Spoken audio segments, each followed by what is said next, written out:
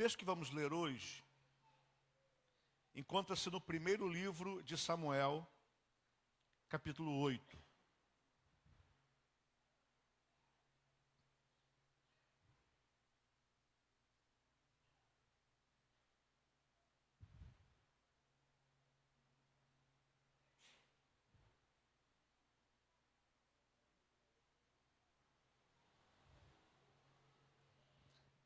Versículo 5.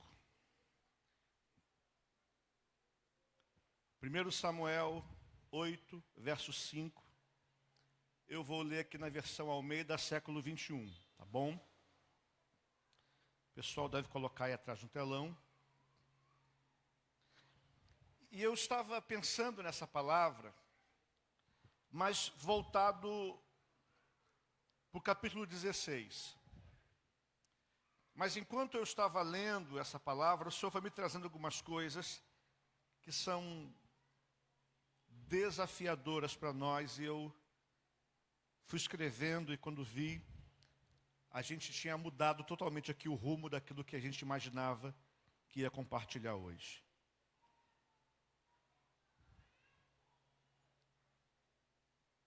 Primeiro Samuel 8, verso 5. E lhe disseram: tu já estás velho, e teus filhos não andam nos teus caminhos.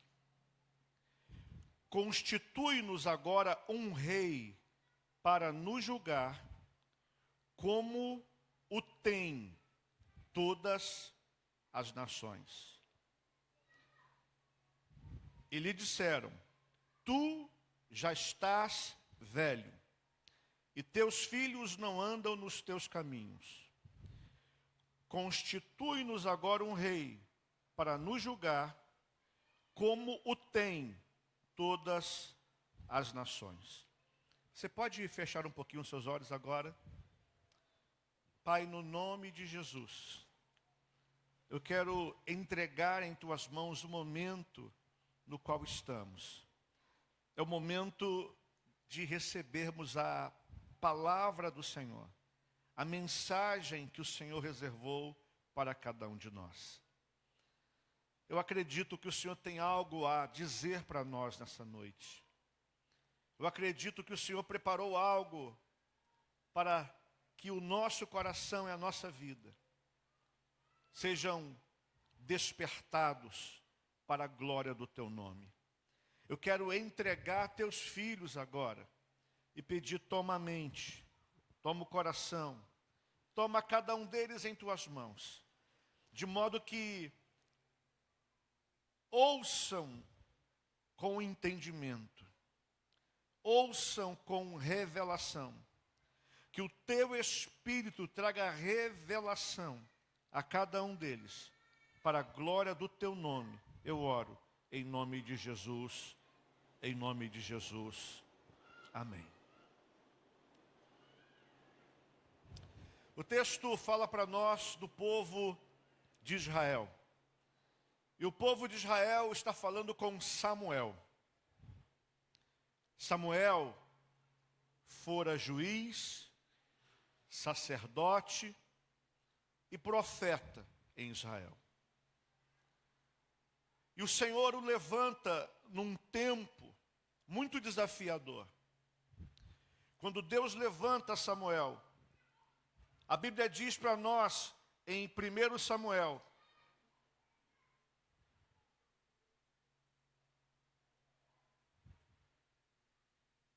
que não havia mais visões e revelações naquele tempo. Havia um estado de cegueira que estava tomando conta do coração das pessoas. 1 Samuel 3, versos 1 e 2. O menino Samuel continuava servindo ao Senhor, supervisionado por Elias. Naqueles dias, a palavra do Senhor era muito rara e as visões não eram frequentes. Certo dia, Eli cujos olhos estavam enfraquecendo a ponto de não conseguir enxergar. Então a Bíblia nos fala que Samuel é levantado num tempo em que o sacerdote Eli estava com seus olhos escurecidos, a ponto de não conseguir ver. A condição do sacerdote, a condição do juiz de Israel naquele tempo, revelava o estado espiritual do povo. Não tinha palavra profética e não tinha visão. Porque os olhos do profeta, do sacerdote, do juiz, estavam fechados. Era um tempo sem visão. Era um tempo sem direção. Era um tempo sem palavra profética. E a Bíblia fala para nós que quando não há palavra profética, o povo se corrompe. Se puder me dar mais retorno aqui, eu agradeço. Era um tempo no qual não havia palavra, não havia direção, não havia visão. E é neste tempo que o Senhor levanta Samuel. E Samuel vai exercer o sacerdócio, vai ser juiz e profeta para o povo de Israel. Mas isso é interessante para nós, porque 1 Pedro 2, verso 9, na versão Almeida século 21, nós lemos o seguinte: mas vós sois geração eleita, sacerdócio real, nação santa, povo de propriedade exclusiva de Deus, para que anuncieis as grandezas daquele que vos chamou das trevas para a sua maravilhosa luz. O apóstolo Pedro se volta para a igreja e diz que a igreja é a geração eleita, a igreja tem um sacerdócio. Então veja, querido, a situação. No tempo dos juízes, o sacerdote Eli havia perdido a visão, e por isso não havia palavra profética, e por isso o povo estava sem direção. Foi necessário então que o Eterno levantasse um outro profeta, levantasse um outro sacerdote, levantasse um outro juiz, e o nome dele era Samuel. E quando Samuel é levantado, as visões voltam, a palavra profética é restaurada, e o povo começa a receber direção. Nós vivemos num tempo em que se o povo de Deus, se o sacerdócio real, a nação santa, perder a visão, imagine, querido, o que vai ser do povo, o que vai ser da nossa cidade, o que vai ser do nosso país, o que vai ser do mundo. Se a igreja no mundo hoje já vive um grande desafio, imagine sacerdotes sem visão. Imagine, queridos, a escassez de palavra profética. Imagine a falta de direção espiritual. Então o povo estava sem direção porque não havia palavra profética. Portanto, nós, você e eu, que somos sacerdócio real, precisamos buscar ao Senhor para que a visão seja estabelecida. Você e eu precisamos buscar a face do nosso Deus para que haja palavra profética. Quando há palavra profética, há palavra de direção. Quando há palavra profética, o oculto é revelado. Quando há palavra profética, as pessoas não ficam perdidas sem saber o que fazer. Vivemos num tempo no qual a igreja precisa, debaixo do sacerdócio real que tem, ser uma boca profética na sociedade. Eles precisam saber que há um Deus e que esse Deus continua falando hoje. É preciso que a igreja se levante e diga: assim diz o Senhor.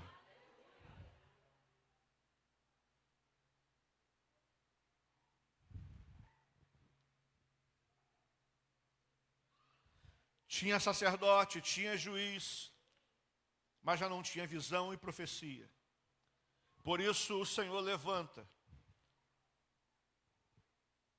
Samuel.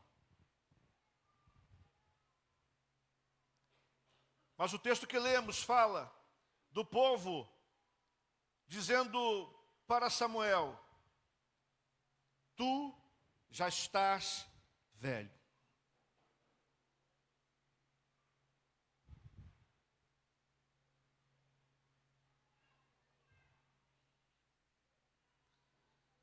Constitui-nos agora um rei para nos julgar, como o tem todas as nações.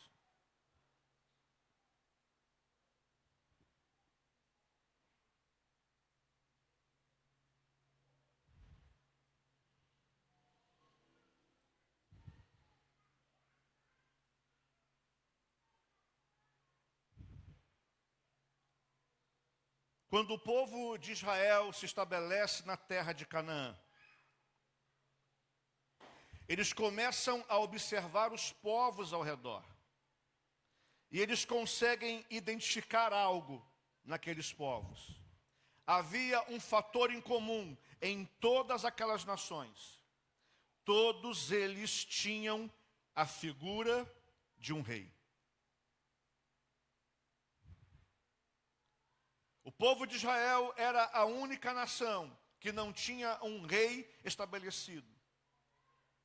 Porque o rei deles era o Deus eterno, todo-poderoso.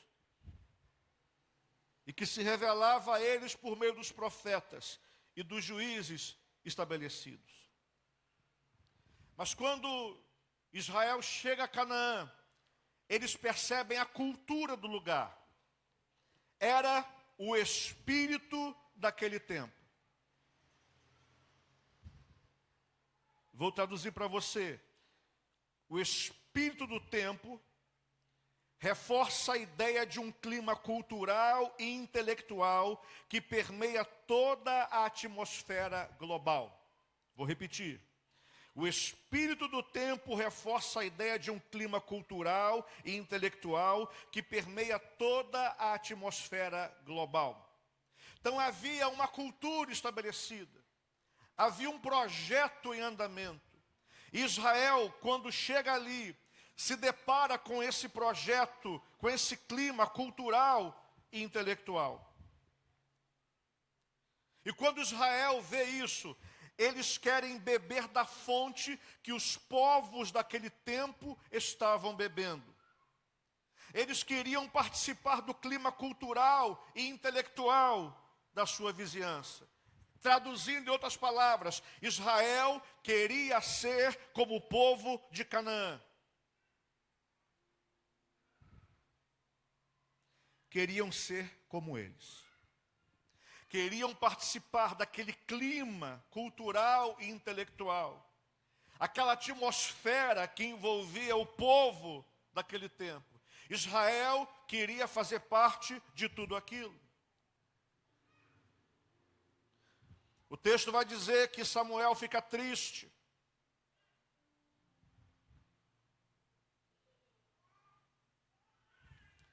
Mas o Senhor diz: não é você, Samuel, que eles estão rejeitando, mas é a mim. Isso me faz lembrar quando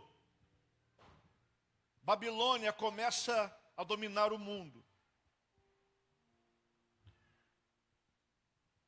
E quando Babilônia deporta um grupo de pessoas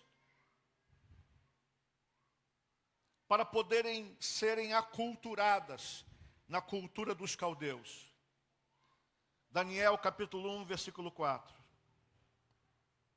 Diz que Daniel estava entre essas pessoas. Misael, Ananias e Azarias também. Eram jovens, de nobreza, príncipes. E quando a gente lê a Bíblia, Daniel 1,4 diz que o desejo é que eles fossem inseridos na cultura, para se tornarem como os caldeus, como os babilônios. Lhes foi ensinado o idioma caldeu. Levaram-nos para uma escola para aprenderem sobre tudo aquilo que Babilônia estava ensinando. Babilônia queria que eles se aculturassem, que aqueles jovens adotassem um modo de vida babilônico, falassem como eles, pensassem, se vestissem e agissem como eles. Mas quando você lê o texto, você pode perceber que Daniel, Ananias, Misael e Azarias disseram não ao modo de vida babilônico.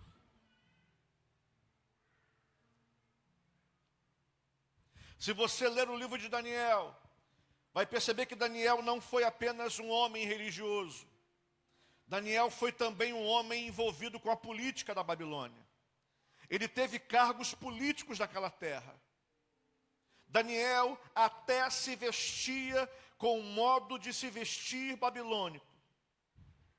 Mas o seu coração era hebreu. Toda oportunidade que Daniel tinha, ele se ajoelhava para buscar a face do Senhor. A Bíblia diz que ele abria a janela do seu quarto e se voltava para Jerusalém para buscar a face do seu Deus. Ele poderia viver no meio daquele povo, se vestir como aquele povo se vestia, até falar como aquele povo, mas o seu coração continuava sendo o coração de um povo escolhido e eleito para a glória de Deus. Outro dia, eu falei aqui sobre aqueles que se vestem como hebreus, mas têm corações egípcios. Tem gente dentro da igreja que se veste como crente e fala como crente, até tem alguns trejeitos de crente, mas o coração é mundano, a mente é mundana, as atitudes são mundanas, é só uma capa religiosa, é só uma aparência. Queridos, quando o povo de Israel sai do Egito, eles saem de lá debaixo de um tamanho poder e manifestação da graça de Deus. O grande problema de Israel, já falei isso para vocês várias vezes, é que eles saem do Egito, mas o Egito não sai deles. Toda oportunidade que tem, eles querem voltar para o Egito, porque no Egito tem sepultura, porque no Egito tem cebola, porque no Egito tem isso ou aquilo. É por isso que a Bíblia diz que nós temos que morrer para o mundo, porque uma vez que se morre não tem mais volta. Se você morreu para o mundo, para lá não é mais lugar para você voltar, não tem mais volta, não há expectativa, não há possibilidade, é fora de cogitação, não existe mais vocábulo, não existe mais qualquer palavra que venha a designar o teu retorno para lá, não há possibilidade, sem volta, sem negociação, sem retorno. Daniel estava na Babilônia, ele se vestia como caldeus, falava a linguagem deles, mas o coração dele continuava o mesmo. Era alguém que servia ao Senhor. Isso quer dizer para nós que ele não aderiu ao espírito do seu tempo.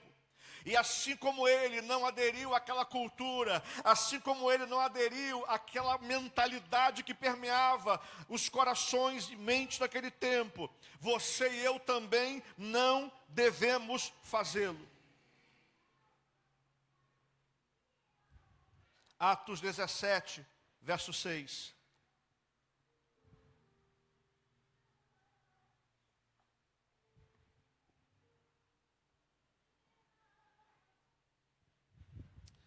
O texto diz assim para nós: todavia não os encontraram, arrastaram Jason e alguns irmãos à presença das autoridades da cidade, gritando: esses homens que têm agitado o mundo chegaram também aqui. Esses homens que têm agitado o mundo chegaram também aqui. Estavam falando sobre os discípulos, sobre os apóstolos e sobre o que acontecia nos lugares nos quais eles chegavam. Não importava a cultura, não importava a crença, aonde chegavam, Deus manifestava o seu poder. vidas eram transformadas, o nome de Jesus era anunciado, vidas se rendiam em arrependimento, recebendo a Jesus como Senhor e Salvador. Eles abandonavam a idolatria, eles abandonavam o pecado, eles abandonavam aquela forma cultural de vida, eles deixavam aquele modo de vida e adotavam um novo modo de viver. Onde quer que a fé cristã chegasse, havia transformação. Aonde quer que a fé cristã chegasse, havia mudança. Então as pessoas, quando se referiram aos discípulos, disseram: esses homens que têm agitado o mundo chegaram também aqui. Irmão, irmã, olhe para mim. É tempo de se começar a dizer lá fora: esses que estão agitando o mundo chegaram também aqui. Esses que têm pregado o evangelho que transforma vidas chegaram também aqui. Esses que proclamam o reino dos céus na terra chegaram também aqui. E as pessoas estão sendo transformadas, as pessoas estão largando o pecado, as pessoas estão vivendo nova vida, as pessoas estão se arrependendo, as pessoas estão confessando o pecado, as pessoas estão se dobrando diante de Deus, as pessoas estão largando a idolatria, as pessoas estão largando os demônios, as pessoas estão largando os vícios e estão se rendendo ao Deus do céu, confessando que Jesus Cristo é o Senhor.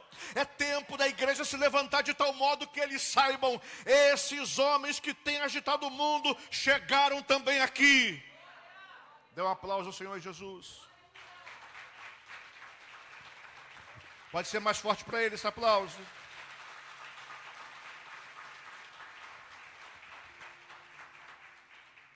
Não era uma agitação de confusão, de contenda, de rebelião, de quebra-quebra ou briga. Agitavam os lugares nos quais chegavam, porque ali havia mudança de vida, transformação, libertação, vida abundante. Estamos vivendo um tempo no qual a igreja precisa agitar o mundo. Estamos vivendo num tempo no qual a igreja precisa se posicionar. Eu já falei para você que quando o homem perde a sua filiação, na verdade, ele rompe com o pai lá no Éden.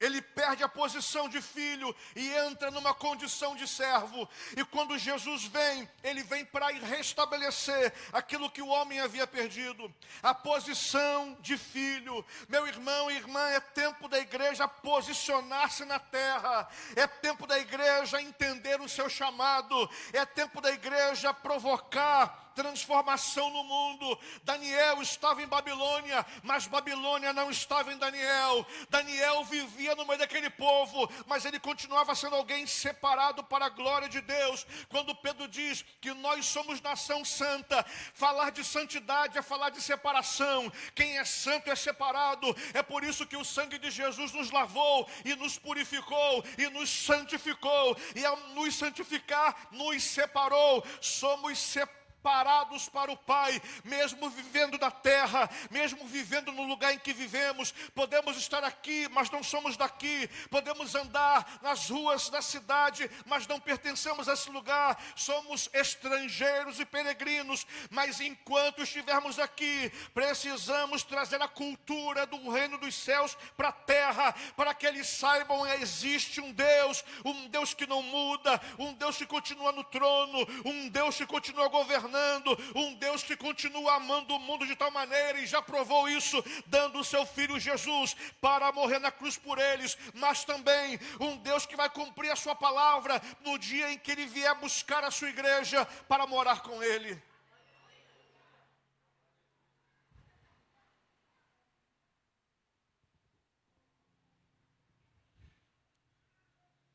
A igreja não pode mudar o coração. Eu tenho falado para vocês sobre ocupação de espaços. A igreja, homens e mulheres de Deus, precisam ocupar espaços nesta sociedade.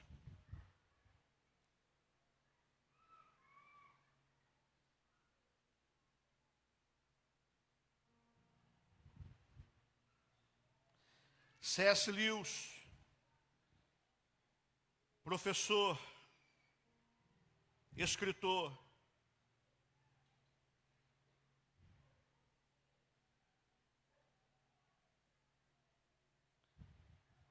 impactou e impacta corações com a sua literatura e com os filmes que foram feitos com base naquilo que ele escreveu.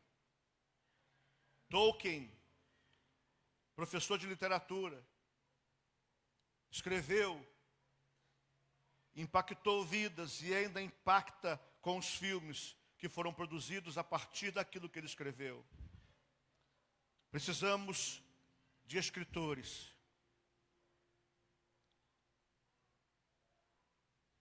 Precisamos de cartunistas.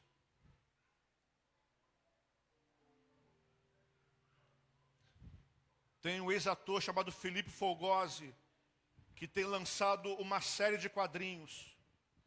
Onde estão os crentes, homens de Deus, que vão começar a produzir literatura para crianças? Literatura infanto-juvenil. Acabamos de orar agora pelas crianças da igreja. Daqui a pouco serão adolescentes, jovens. O que eles estão recebendo na televisão, na escola? Qual é a cultura que tem tomado conta do coração deles? Onde estão aqueles que vão escrever, vão produzir literatura para criança, para jovens? Onde estão os cineastas? Os educadores? Homens de ciência, mulheres de ciência? Onde estão os compositores? Poetas? Vão produzir poesias que vão tocar mentes e corações.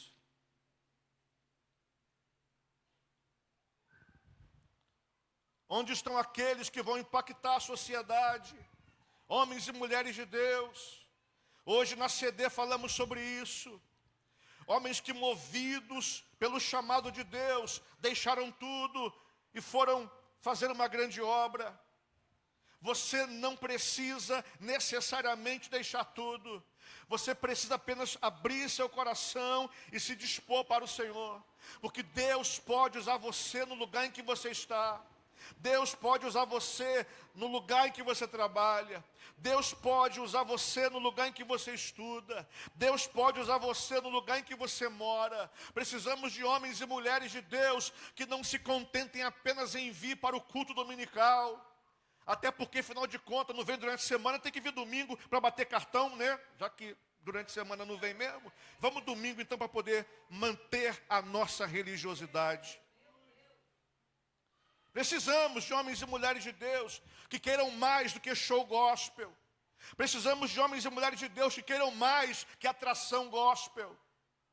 Precisamos de homens e mulheres de Deus que mantenham o coração mesmo no terreno do inimigo.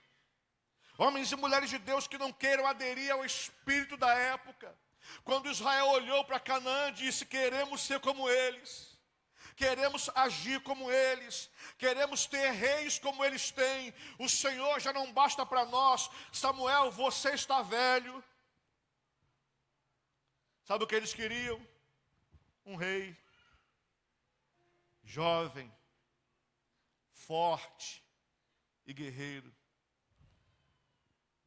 E lhe disseram: tu já estás velho.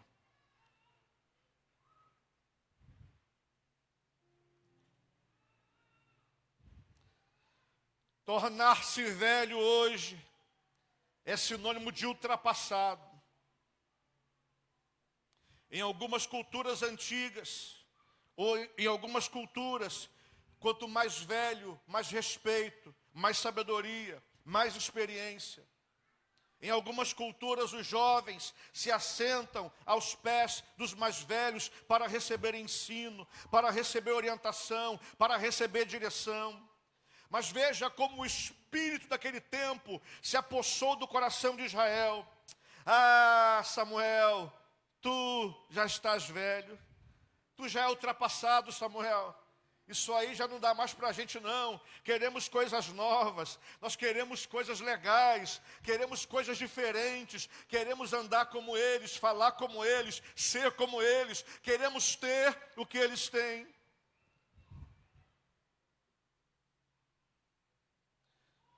O que Samuel representava na cabeça deles era algo ultrapassado, por isso queriam o novo. Queridos, é com tristeza que digo a vocês que hoje dizem a mesma coisa.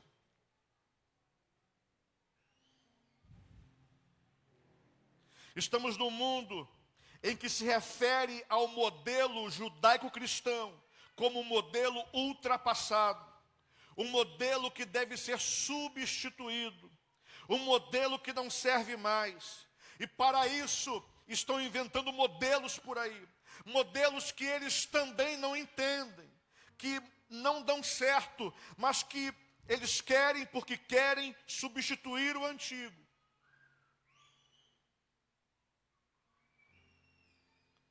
Vemos isso, inclusive no ministério.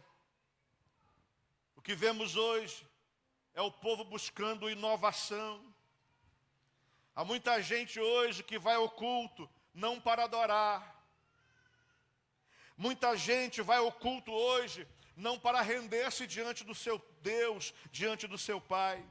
Gente que vai ao culto hoje não para ter um tempo de intimidade com Deus, mas sim pessoas que estão indo ao culto para buscar uma experiência emocional. Elas querem se emocionar no culto, elas querem ouvir algo que mexa com as suas emoções, elas querem ter uma experiência visual, uma experiência nova, elas querem algo que sacie os desejos do seu ser, e não de fato o que Deus tem para falar com elas. Outro dia alguém disse: ah, não, já está tudo muito difícil, tudo muito desafiador. Queremos chegar na igreja e ouvir uma palavra que nos faça sentir feliz. Nem sempre Deus tem algo para falar para você que vai fazer você se sentir feliz. Às vezes Deus vai confrontar você com a realidade na qual você está vivendo. Ele vai despertar você, vai dizer para você: acorda, desperta tu que dormes. Ei, cuidado, tem um abismo aí diante de você. Ei, sai da lua, volta para a terra. Tem um laço preparado para você, cuidado.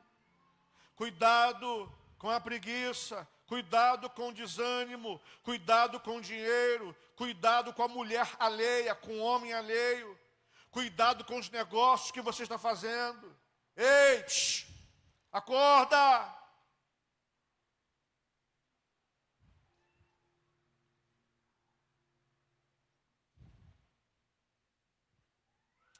Outro dia alguém comentou aqui, ou comentou com alguém aqui da igreja: ah, lá na igreja o pastor sempre conta as mesmas histórias.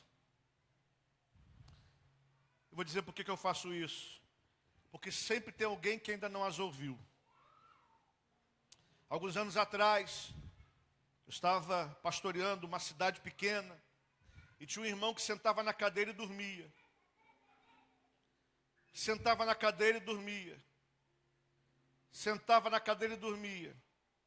Um dia, passei do lado dele e disse: aleluia! Oxo, ele era mineiro.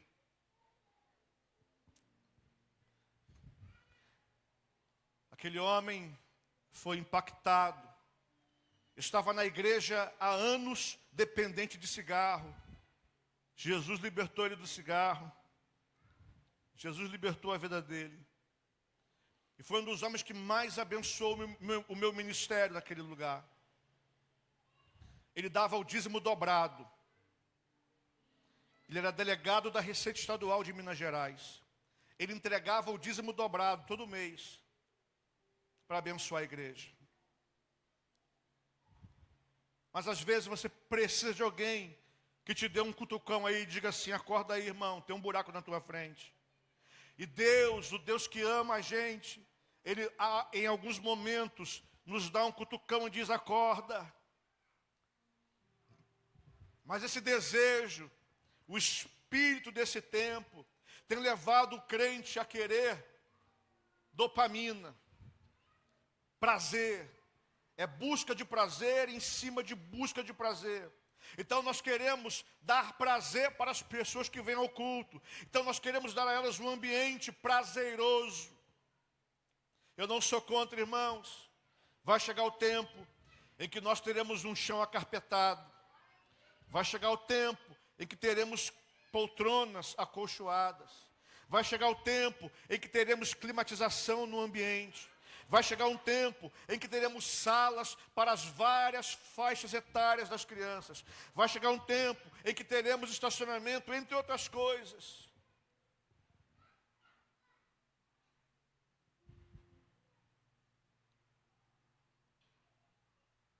Mas independentemente disso, irmãos,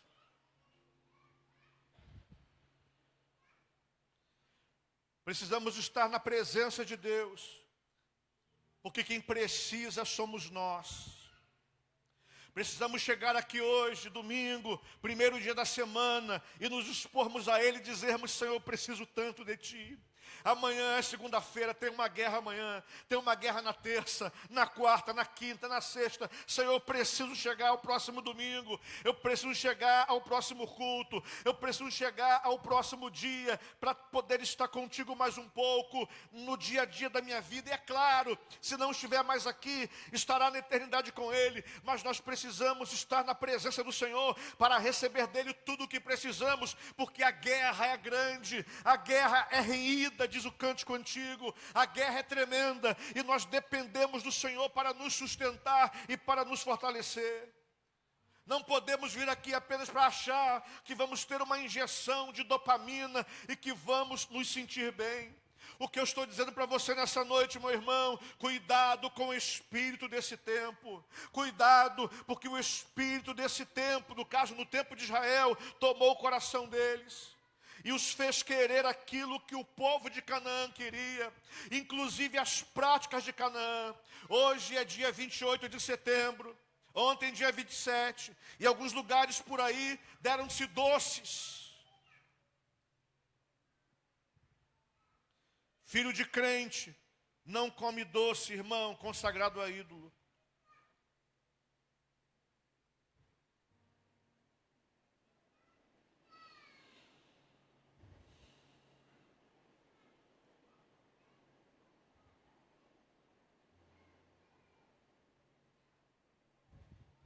Não se via com tanta frequência na igreja. Não se via, tinha, mas não se via com tanta frequência divórcio, adultério.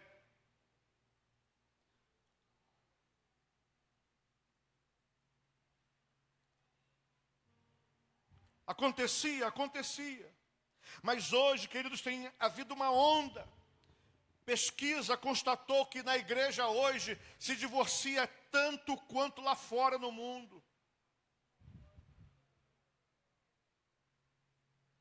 Os jovens da igreja não estão mais se guardando, estão fazendo sexo antes do casamento. E não venha se iludir achando que sexo é só prática, mão aqui, mão ali também é. Entre outras coisas. Acontecia, mas não era tão comum como hoje. Eu quero que você entenda, irmão, ninguém vai colocar um guarda perto de você, um policial te escoltando. O teu coração precisa ser um coração convertido, porque você vai entender o que deve e o que não deve fazer. Se você precisa de alguém policiando você, é porque o teu coração não mudou, irmão. Você tem que entender, Daniel estava na Babilônia, não tinha ninguém vendo ele, mas ele sabia: o Eterno está me vendo.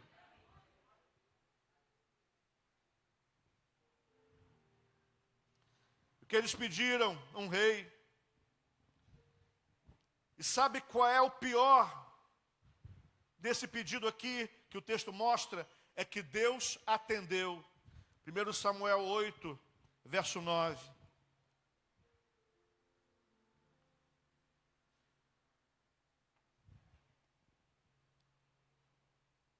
O Senhor diz para Samuel: atende-o agora. Fala para eles, eu vou dar o que eles querem.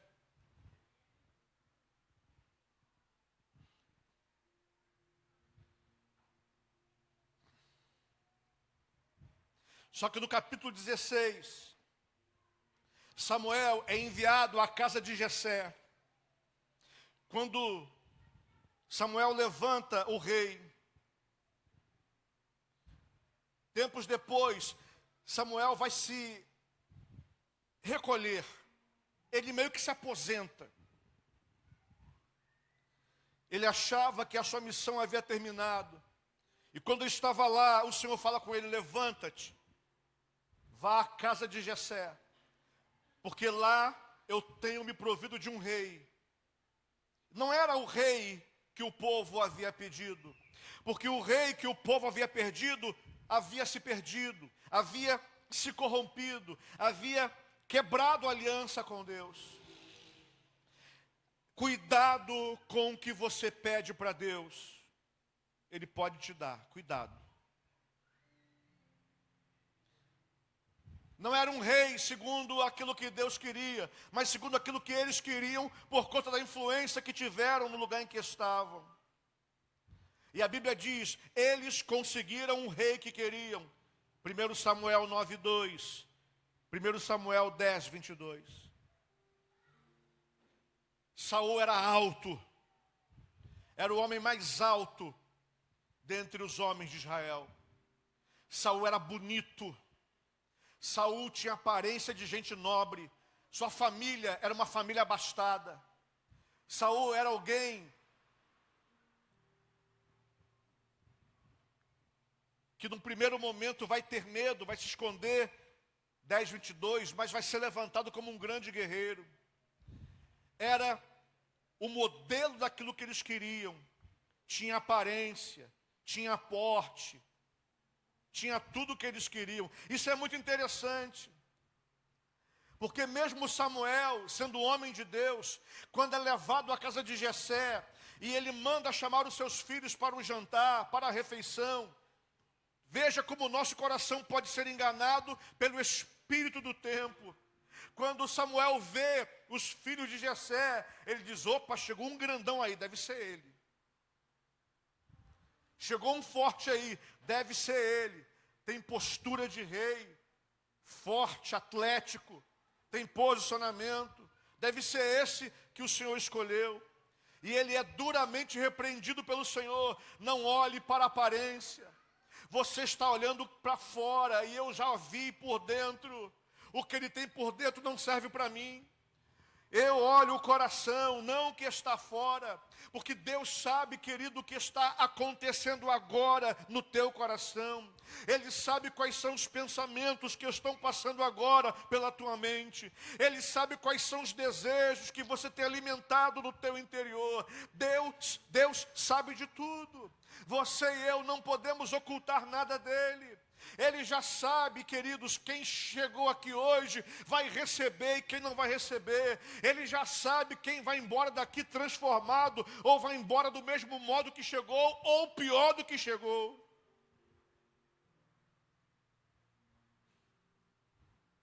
Cuidado com o espírito desse tempo. O que o espírito desse tempo proclama, que aquilo que você crê é velho, é ultrapassado, não serve mais.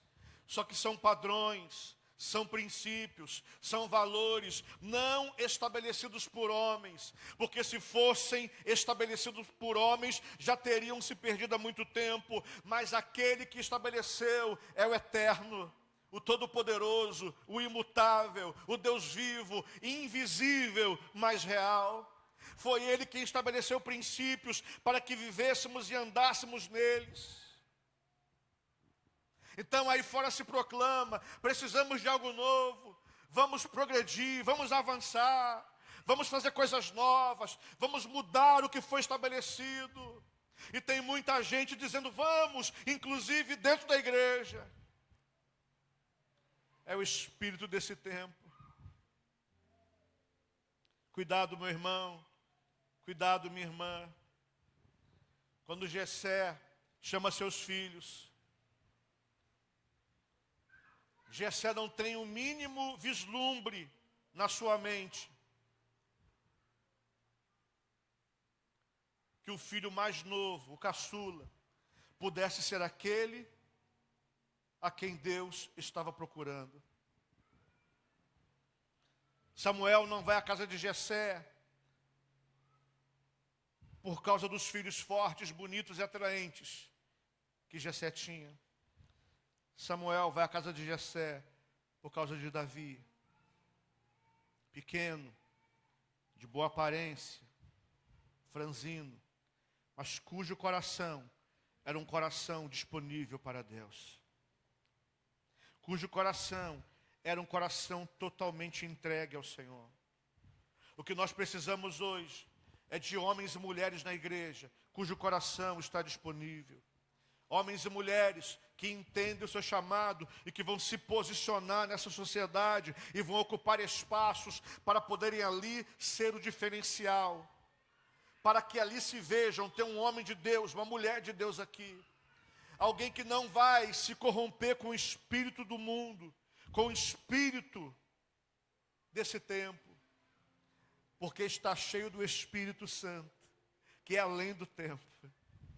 Alguém que foi tomado por Deus e está sendo transformado todo dia, está sendo mudado todo dia, para a glória e honra do nome do Senhor.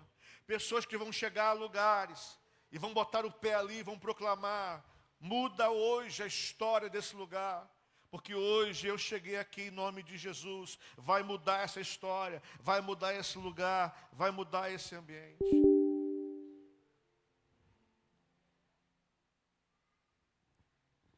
É mais do que alguém que vai ao culto dominicalmente. É mais do que alguém que vai à célula toda segunda-feira, religiosamente. É mais do que alguém que tem uma fala religiosa. É alguém posicionado.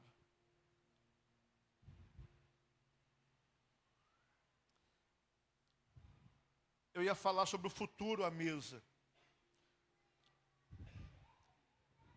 Não vou falar porque não dá tempo agora.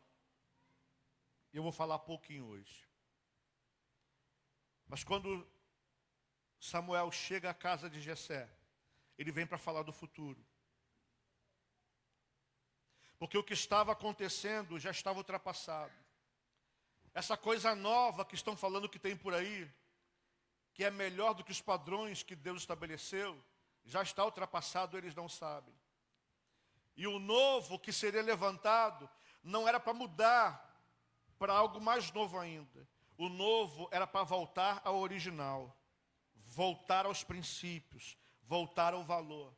Quando Davi é levantado como rei, ele não avança para revolucionar o que estava acontecendo. Ele retorna aos padrões antigos. Adoração, santidade, entrega, coração.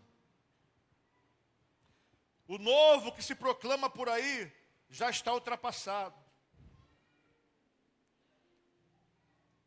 E o Pai está procurando homens e mulheres que representam um futuro, não de uma revolução ainda maior, mas que vão trazer de volta os princípios e valores que foram estabelecidos por Ele para a glória do seu nome. Olhe para mim, meu irmão. Já se imaginou sendo um homem que vai impactar essa geração? Já se imaginou sendo uma mulher que vai impactar essa geração e as gerações futuras? Você já se percebeu como alguém que vai se posicionar diante de Deus de modo que um legado vai ser deixado? Porque o tema é legado. Legado, queridos, é uma herança espiritual. O legado é algo que deve ser passado adiante. o reino de Deus, quando se estabelece na pessoa de Jesus, Senhor Jesus morre na cruz, ressuscita, é recebido no céu. E um grupo de pessoas ficam ali. Eles passaram por um tempo desafiador, o império mais poderoso da terra. O império que tomava, conquistava, que se expandia cada vez mais. E nós temos aí um império que não conseguiu deter a igreja. O império que não conseguiu impedir a igreja de cumprir o seu propósito. Amados, o que está acontecendo hoje não é nada. Impérios poderosos se levantaram e não impediram a igreja. Babilônios, os caldeus, os persas, os gregos, os romanos. Não importa o povo que se levanta na história e que venha para dominar o mundo, eles não conseguem deter o avanço do povo de Deus. O que está acontecendo hoje não pode deter o avanço do povo de Deus. O que está acontecendo hoje não pode deter o avanço daquilo que Deus já projetou. Existem homens e mulheres que estão se posicionando nesse tempo, não importa o que aconteça. Eu sei que tem gente se posicionando em vários lugares do mundo, mas a minha questão hoje não são eles. A minha questão hoje somos nós que estamos aqui. Você não está aqui nesta noite, querido, à toa. Você está aqui nesta noite sendo convocado para ter cuidado com o espírito desse tempo e não permitir que os valores desse tempo entrem no teu ser, impregnem o teu coração e façam você se perder e se desviar do propósito para o qual Deus te levantou. O que Deus quer fazer através de você é muito maior. O que Deus quer realizar através da sua vida é tremendo. Mas também quero falar para você uma coisa, querido. Se nós aqui não nos levantarmos, Deus vai levantar alguém. Se não for você e não for eu, fique tranquilo. A obra de Deus não vai se deter, não vai parar. Tem alguém que já está sendo reservado. Mas se nós que estamos aqui hoje, estamos sendo convocados, estamos sendo chamados, estamos sendo aliciados para esse exército, irmãos, não recuemos, não batamos em retirada, permaneçamos firmes, olhando para o autor e consumador da nossa fé, continuemos firmes, confiando, crendo que aquele que fez a promessa é fiel. Eu estou convocando você hoje para fazer a diferença no mundo. Babilônia caiu, não suportou. O Império Romano caiu, não suportou. Lá no final da Bíblia, Apocalipse diz que Babilônia não vai resistir. Há uma Babilônia espiritual. Ela vai cair de novo, queridos. Nós não podemos permitir que Babilônia se estabeleça em nossa vida. Não podemos permitir que Canaã se estabeleça em nossa vida. Precisamos resistir.